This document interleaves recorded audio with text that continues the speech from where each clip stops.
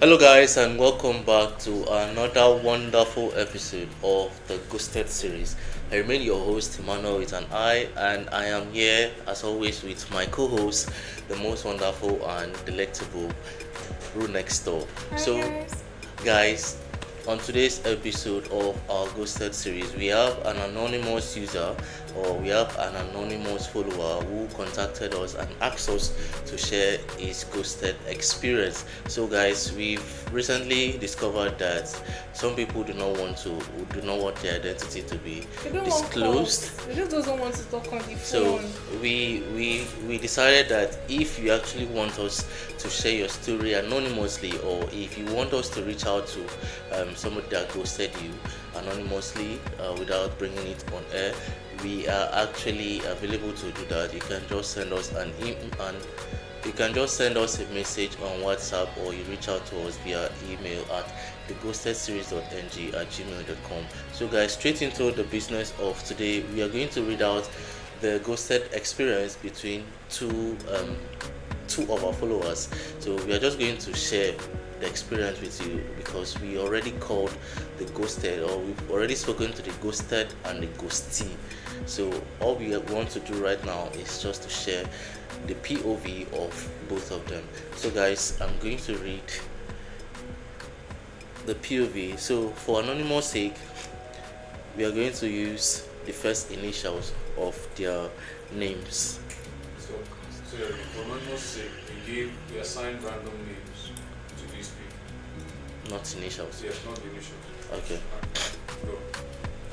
So, guys, for anonymous sake, we assigned random names to these individuals to keep their identity hidden. That's what anonymous means. Okay. So we are going to read the first person's POV. So it was the lady who ghosted the guy. So his assigned name is David. Now, David's POV. David was ghosted. I met Zainab at a birthday party and we instantly clicked. She had this confident energy that made conversations flow easily. We exchanged numbers and started going on dates. Everything between us felt smooth. She laughed at my jokes. We talked on the phone for hours and she kept saying she liked how intentional I was.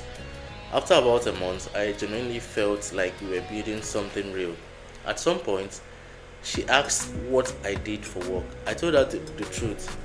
I'm an engineer, but right now I'm focused on building my own startup. It's still growing. So I'm not making crazy money yet, but I'm committed to it and the potential is there. She said she respected ambition, so I didn't think much of it. But shortly after that conversation, she disappeared. Messages stopped delivering, calls weren't answered. It was like she just erased me from her life overnight. I've replayed everything in my head, trying to figure out what happened. Part of me wonders if maybe my financial situation made her lose interest, but I honestly don't know for sure. That's why I'm reaching out to the show. If you can contact Zainab and ask her what really happened, I'd appreciate it. Even if the answer isn't what I want to hear, at least I'll finally understand why she walked away. So, you know what we do here? We tried reaching out to Zainab. And we were able to convince her to explain to us why she actually ghosted David. So, we are going to, in Zainab's words, we are going to read out our own POV on why she ghosted David. So, guys, as you all know, we reached out to the lady. We are going to give her the name Zainab. So we were able to reach out to Zainab and ask her and convince her to tell us why she actually ghosted David. So, guys, we are going to share our POV in our exact words. When I met David, I liked him immediately. He was calm, respectful, and easy to talk to. Our conversations were deep and the dates were genuinely enjoyable. But I'm at a stage in my life where I think seriously about stability and the future. I've seen too many relationships fail because people build them on potential instead of reality. So when I asked about his work and finances, I wanted clarity. That's when he told me he was still building a startup and that his income wasn't very stable yet. I respect ambition, but ambition alone doesn't guarantee security. And I know the kind of life I want for myself and my future family. Instead of dragging things out or creating a long debate about expectations, I decided to step away. Maybe I should have explained it to him directly, but from experience, those conversations often turn into arguments or pressure to say. So I chose the easy option. I simply stopped replying. Looking back, maybe it wasn't the kindest way to handle it, but I knew continuing the relationship would only waste both our time. Speak for yourself, young woman. That's what I told Zainab. I told her she should speak for herself because apparently David is somebody he had plans for himself and he was actually looking at building or starting up something serious with her. So apparently she's apparently from what she told us or from what I've read out, she said that she was not interested in building with anybody that she doesn't send anybody papa. Wow. So she is not interested in building with anybody and she just wants somebody that is already figured out or somebody that has already figured his life out. So what do you think about that? The same issue. What's the issue? Okay, me personally, I believe that everybody deserves a chance at certain or deserves a chance to prove themselves, at least to some extent. I know that life is kind of like tough, but more for a guy that has plans for himself. If it's somebody that does not have any future plans, you will say okay, yeah, that's fine. But for somebody that he says he has something that he's doing already, more life is kind of like life tough. You understand? Life is hard. So I respect your decision, sir. I respect your decision. What do you think? Well, first of all, I agree with you. Secondly, I'm still going to have the same arguments I had with the previous episode. Ghosting. Speak your mind. Nobody will beat you. That's the second thing. The third thing I have to say is, in as much as I agree with you on what you said, Yeah. there is no guarantee that this man will make it to life and come and marry her. I'm telling you the truth. And see, I'm not even going to I've not experienced it though. Yeah. I'm talking from other people's experience. The way you say there's no guarantee. There is, see, you tell me that you have not heard stories that this girl is with this guy building from scratch and he gets money, he's bastardly rich, and he tells the girl, you are not my type, and he moves on to another person. Tell me that you have not heard this before. I have heard it. Do you know why? Do you Why? know why it happens that way? Why? Because she was not building herself as well. Well, there is that. I can't argue for a fact. There is that. But at the same time, there's do you know that there's a reverse of this stuff? That a guy sends a girl to school and she comes back. It happened. Women, do you know women used to do it? It happened. It's like That one, you will send this guy to happened. school and finish. The guy will come back and tell you that you are not his Me- type. me- So me not give my money to go Me, to I school. don't What do talk you am. mean? Anybody with the same woman go school, you better make hide that money play sporty bet. Just play sporty bet. But you know women still do it. Women do That's- it too. Women do it for some men. Not all, like 5% of women. You don't even reach 5%. No, they reach 5. So Do you get?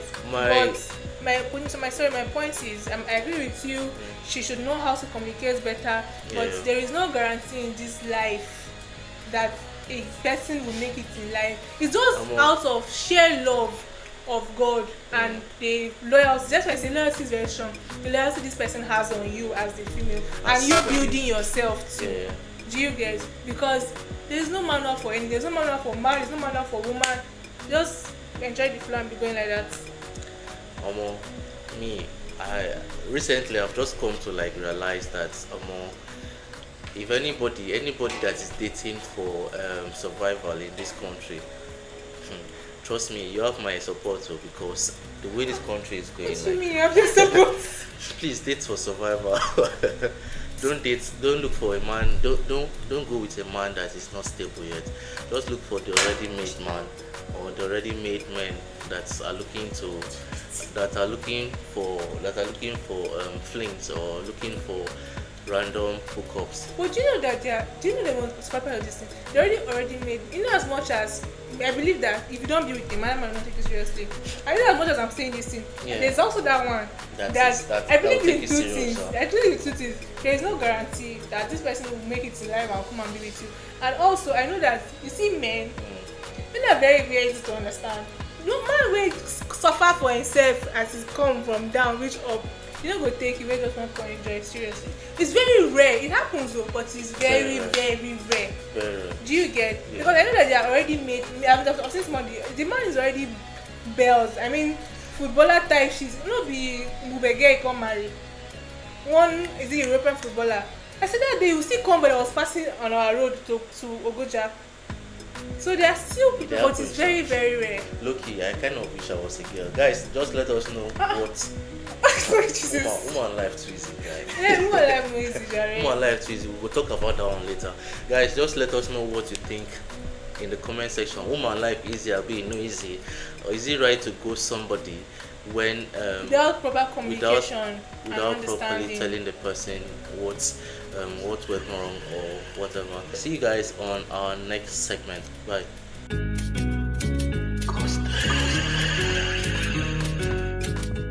Welcome to Just Rue Next Door. I am Rue Next Door. He's Emmanuel and I have a question for you before I read this wonderful thread that I have. How dramatic is your mom? How dramatic is mom? It depends. Dramatic. My mom is not very dramatic though. My mom is kind of like understanding. My mom is understanding. She's not dramatic per se, but she can be. She can be. Anyways, series of people came online to say how dramatic their mom. I'm going to read out a few stories. Okay. My mother, Alhaja, as she was fondly called, was a drama queen. I will narrate just one story today. So my mother entered the bus and the driver drove past her bus stop.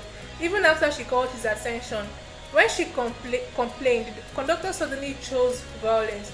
He started abusing her loudly. Àwọn ìyá jẹ, Èkó Ìsìkúrú, ìyá àjà, ooh, you witch, poverty-stricken Lagos witch. The bus stopped.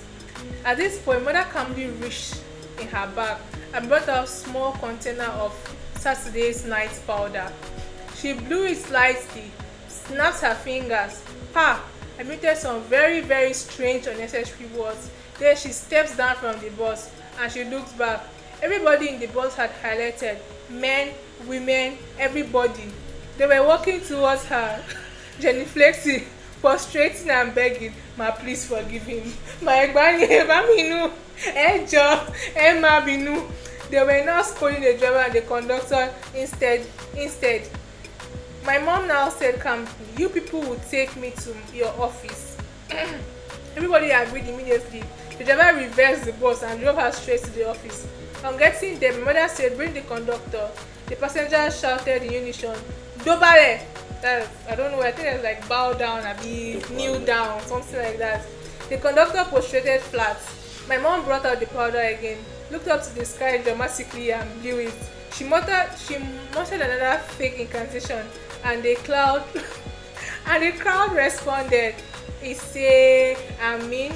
She gently placed her hand on the conductor's head and slapped it and said, "Go in peace." When she finished narrating the story to us at home, we almost died of laughter. Honestly, African mothers are not normal. They are genuine. I miss her so much. There are a series of stories, but that's just the story for today. That's the one. Next episode, I'm going to read another story for you guys. The list.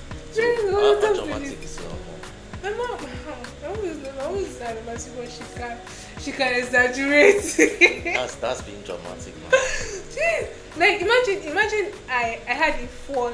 I went to see masquerade in our compound, former compound when I was in primary school. Masquerade was passing on the road in Uyo, so I was trying to like see the masquerade from the fence. They were building a water tank and there was like a bamboo. So I fell on the bamboo and it cut my hand. I was literally seeing my flesh inside. So I didn't feel any pain. My cousin was not shouting because I was bleeding very, very, because now I have body now. Yeah. My mom did not say anything to me. I went to the bathroom. She was inside the bathroom and I said I went to, she said I should come inside. I stupidly went inside the bathroom when she was like having her bath. Well, I don't know what she wanted to do. I know I said, Mommy, there is no. My mother slapped me. Sure, you have killed yourself. I think that one are just typical African mothers. Ah, Jesus, see, there are a series of stories. I'm looking at them like, hi, you can exaggerate. It's not even that bad. But That one is typical African mothers. Guys, just tell let us how know, dramatic your mom is. let us know the experience that you remember most, or that you are most fond, or that. Guys, let us know what experience about your mom being dramatic that you remember most. Thank you guys for being with us till the end of this segment. See you guys on our next episode. Don't forget, we post every single Friday, so you can catch us on Fridays on our YouTube channel. Every Friday we post by 5 p.m. Our post is always up, so if you want to follow us up, we post on Friday. See you guys on the next episode. Bye.